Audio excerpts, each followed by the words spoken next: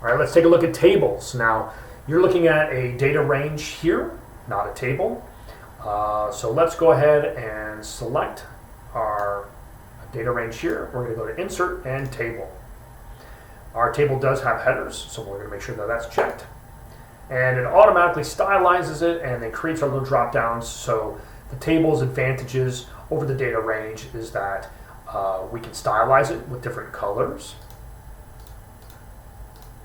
We automatically have the ability to sort and filter. We can add a total row at the bottom, so now it's totaled up the ages for us.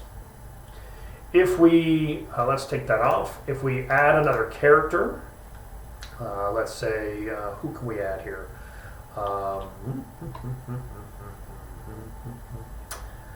Yaddle. I don't know if I know how to spell her name, but it automatically is added to the table without any effort.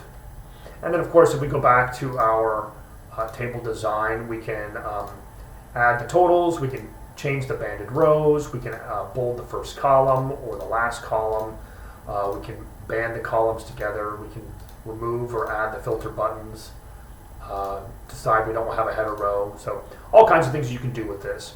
Nice thing, it'll automatically help you with a pivot table here, so we can summarize that in the pivot table. Let's do that in the existing worksheet, and we're going to put that here. So we can get our pivot table going right here on the same sheet or somewhere else. You can very easily come over here and add a pivot chart.